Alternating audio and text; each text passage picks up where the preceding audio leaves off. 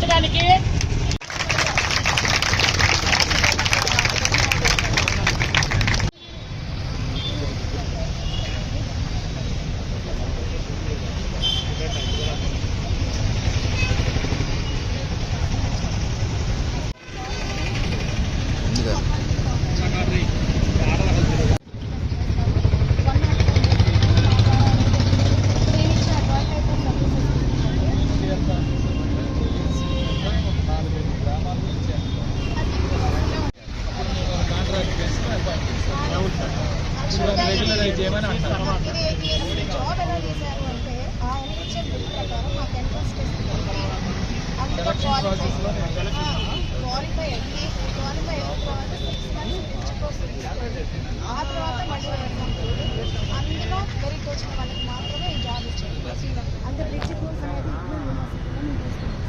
According to అట్లా మేము అంతకుముందు 25,000 శాలరీ అది సెంట్రల్ గవర్నమెంట్ 15,000 పాలిటెడ్ అంటే బేస్డ్ ఆన్ పర్ఫార్మెన్స్ ఇస్తారు. అంటే ఇది పర్ఫార్మెన్స్ బేస్డ్ ఇన్సెంటివ్స్ అన్ని కలిపి 40,000 ఇస్తున్నామన్న వంకతో 2017లో ఈ 2018లో పాస్ చేసిన పిఆర్సీలో మా కేడర్లో 2022లో అందరికీ హైక్ ఇచ్చారు 23%. ఓన్లీ మా కేడర్ని అప్రూవ్ చేశారు. ఎందుకు అప్రూవ్ చేశారయ్యా అని అడిగితే 25,000 ప్లస్ 15,000 మీకు 40 లెవెల్లో ఎక్కడ లేని శాలరీ మీకు ఇస్తున్నాను అని అంటున్నారు పెద్దలు. మేమైతే 40,000 అయితే ఒక 3 years నుంచి అయితే తీసుకోవాలి. సెంట్రల్ గవర్నమెంట్ 25,000 ఇస్తున్నారు. ఈ 15,000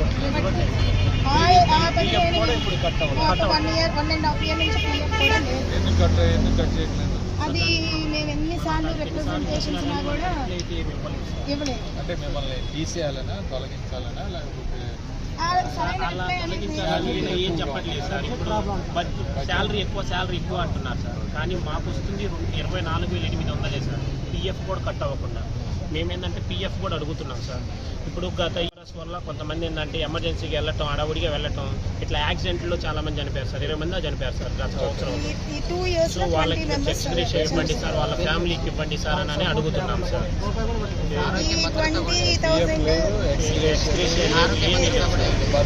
ఎస్ సార్. మేము ఏదన్నా అడిగితే ఎన్హెచ్ఎం సెక్షన్ పెరుగుతున్నారు సార్. కానీ ఎన్హెచ్ఎం సెక్షన్ ఇచ్చే కూడా మాకు పట్టలేదు సార్. అన్ని సెక్షన్లకు ఇచ్చి మాకు పట్టలేదు సార్.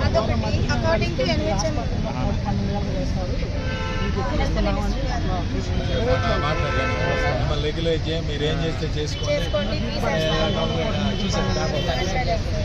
ఈ గైడ్లైన్స్ ప్రకారం 23% హైక్ అనేది మాకు యాడ్ చేయాలి. మేము వచ్చి 6 years దాటి 7 years అన్నాం. బట్ ఇప్పటి వరకు సింగిల్ రూపీ కూడా శాలరీ అనేది అయితే మాకు పెరగలేదు. విలేజ్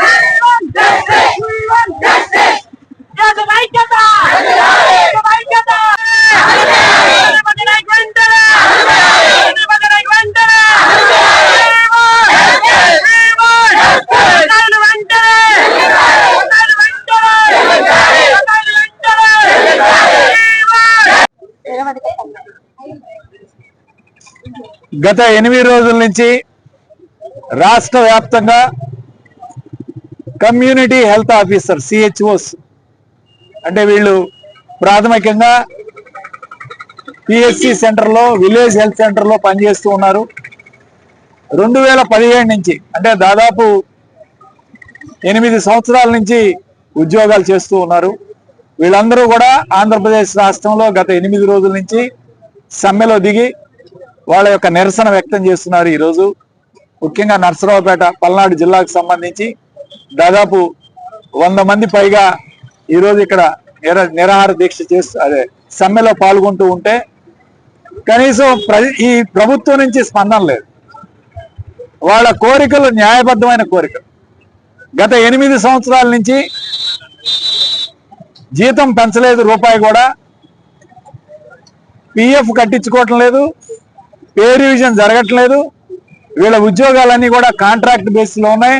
వీటన్నిటిని కూడా రెగ్యులరైజ్ చేయట్లేదని చెప్పి ఒక న్యాయబద్ధమైన కోరికలతో వాళ్ళందరూ గత 8 రోజుల నుంచి దీక్ష చేసి మొన్న హెల్త్ మినిస్టర్ గారిని కలిస్తే మీరు ఎక్కడ చెప్పుకుంటారో దిక్కున్న చోట చెప్పుకోండి, మేము చేయమని చెప్పే సమాధానం చెప్పడం మరింత బాధాకరమైన విషయం.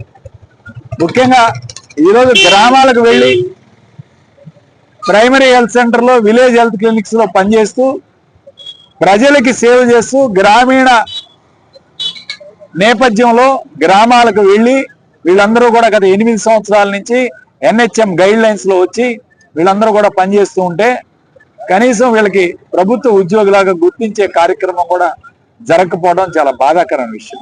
ముఖ్యంగా వీళ్ళందరూ కూడా కాంట్రాక్ట్ బేస్ లో ఉన్నారు. వీళ్ళందరూ కూడా ఒక సెలక్షన్ బేసిస్ ప్యానల్ నుంచి సెలెక్ట్ అయ్యారు.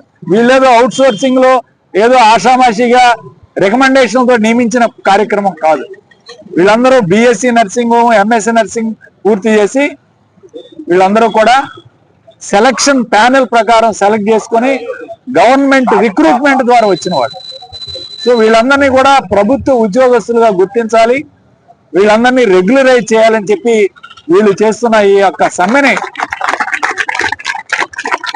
వైఎస్ఆర్ కాంగ్రెస్ పార్టీ తరఫున మేము ఈరోజు బలపరుస్తూ ఉన్నాం, వాళ్ళకి సంఘీభావం వ్యక్తపరుస్తున్నాం. ఖచ్చితంగా ఒకటే చెప్తా ఉన్నాం, జగన్మోహన్ రెడ్డి గారి ప్రభుత్వం ఉన్నప్పుడు వీళ్ళందరినీ కూడా